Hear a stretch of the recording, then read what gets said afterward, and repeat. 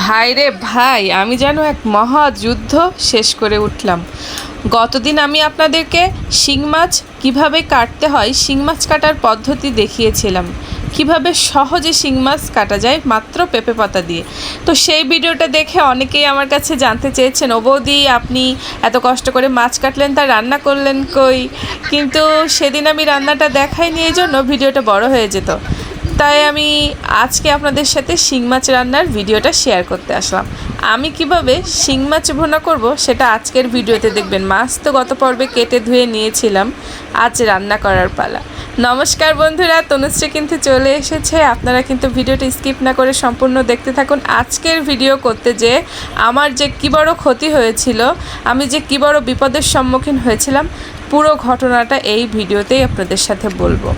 অনেকে বলেছিলেন ছাই দিয়ে মাছ কাটতে, মাথাটা ফেলে দিতে। আসলে আমার বর শেষ পাতে মাছের মাথা চিবিয়ে চুরমুর করে খাওয়াটা শেষ করে, সেজন্য আমি শিং মাছের মাথাটা রেখে দিয়েছি, চাইলে ফেলে দিতে পারতাম।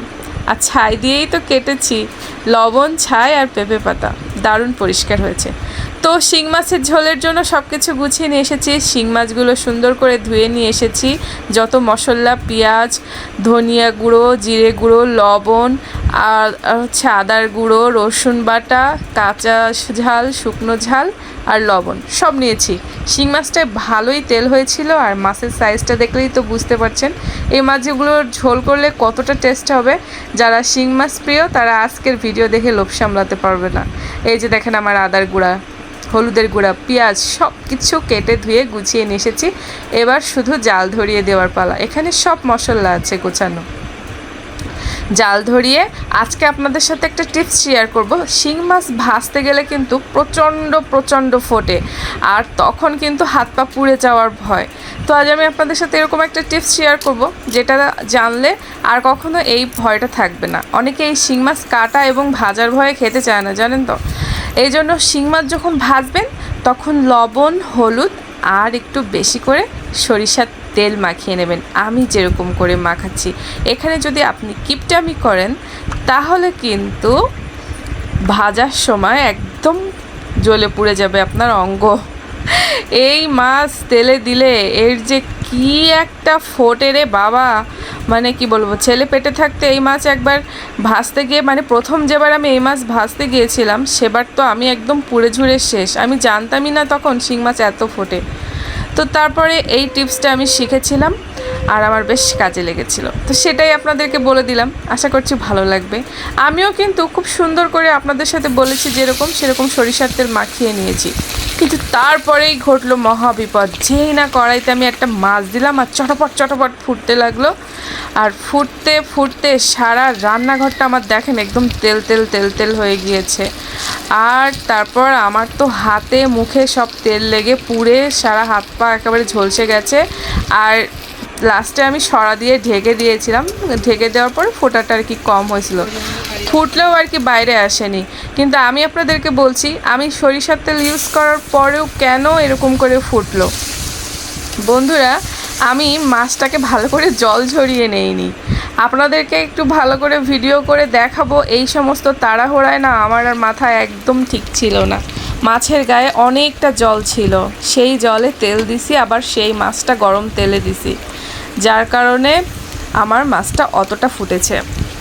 যাই হোক, অনেক কষ্ট করে আমি মাছটা ভেজে নিয়েছি। আমার গায়ে প্রচণ্ড জ্বালা করছিল, এই গরমে গায়ে গরম তেল লাগলে কেমনটা হয় বলেন তো। কিন্তু কি আর করা, খেতে হবে, ভিডিও কমপ্লিট করতে হবে, এরপরেও আপনাদের ভালোবাসা পাবো না জানি। যাই হোক, মাছ ভেজে সেই কড়াইতে আমি পেঁয়াজ দিছি, আর তারপরে আমি যে রসুন বেটে নিয়ে আসছিলাম সেটা দিছি, আর এই হচ্ছে আমার হোমমেড তৈরি আদার গুঁড়ো, সেটা দিয়ে দিলাম। মশলাটা খুব সুন্দর করে কষিয়ে বেশ পাতলা করে রান্না করব। এখানে জিরা ধনিয়ার গুঁড়ো দিয়ে দিয়েছি। তারপরে দিয়ে দিব আমার শিলে বাটা সেই জল ছিল, মানে আমি শুকনো ঝাল আর রসুন বাটছিলাম, সেইটা শিল ধোয়া জল আর কি।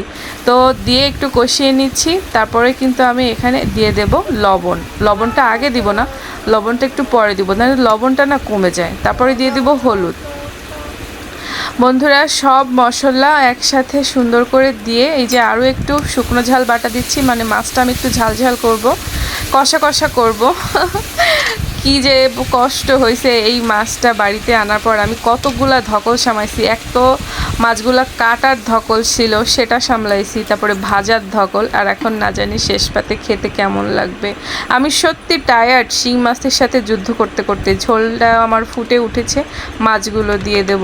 বাবা আমার সারা গা জ্বলে যাচ্ছে, তবু আমি কি সুন্দর ভিডিও বানাচ্ছি। আপনারা শুধু ভিডিওটা দেখেন, ভিডিওর পিছনের কাহিনীগুলো না দেখবেনও না, জানতেও চাইবেন না, শুধু একটা ভিডিওই দেখেন। বাট ভিডিওর পিছনে কতটা কষ্ট করি সেটা না কেউ বুঝতে চায় না। তারপরে যত একটা লাইক সেটাও দিতে চান না, তারপরে তো হয়েছে গিয়ে একটা কমেন্ট সেটাও করতে চান না।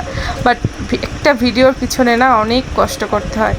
কাঁচা ঝাল দিলে ফ্লেভারটা খুবই সুন্দর লাগে, তাই দিয়ে দিলাম। আর নামানোর আগে গরম মশলা দিয়ে দিচ্ছি, আর মৃদু আঁচে রেখে দেবো, সুন্দর তেল কেটে আসবে। আপনারা কি দেখতে চান আমার কতটা পুড়ে গেছে? সবটা তো দেখানো সম্ভব না, শুধু একটা ক্ষতই দেখাবো যে আমার কতটা পুড়ে গেছে। ভিডিওর শেষে সেটা দেখতে পাবেন। বন্ধুরা আমি আপনাদেরকে অনেক ভালোবাসি, আপনারা আমাকে একটু সাপোর্ট করবেন। আমি দীর্ঘদিন ধরে ইউটিউবে কাজ করছি আপনাদের ভালোবাসা পাওয়ার আশায়। আপনারা আমার ভিডিও একটু দেখবেন, আমার কথা একটু রাখবেন। আমি অনেক কষ্ট করে এই চ্যানেলটা চালাচ্ছি। সো আজকে শিং মাছ ভুনা এবং পুরা শিং মাছের সাথে যুদ্ধের কাহিনী আপনাদের কেমন লাগলো সম্পূর্ণটা আমাকে জানাবেন। আমার এই ভিডিও দেখে কেউ কিছু শিখছেন? যদি শিখে থাকেন সেটা আমার সার্থকতা।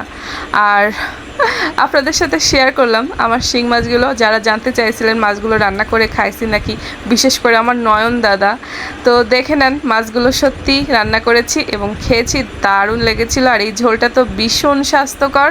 এটা আসলে যাদের শরীরে রক্ত নাই তারা বেশি বেশি খাবেন, বাট এটা আমাদের এখানে 400 টাকা 350 টাকা কেজি। আমার তো কিনে কেটে কুটে খাওয়া শেষ। আর এই যে দেখেন মাছ ভাজতে যে আমার হাতে কতটা তেল লেগেছিল, ভীষণ ব্যথা হয়েছে। আরও অনেক জায়গায় মুখে লেগেছে, হাতের পিছনে লেগেছে, পায়ে লেগেছে, সেগুলো আর দেখালাম না, এটা একটু বড়। তো এরপরও কি একটু ভালোবাসা পাবো না? সবাই ভালো থাকবেন, টাটা।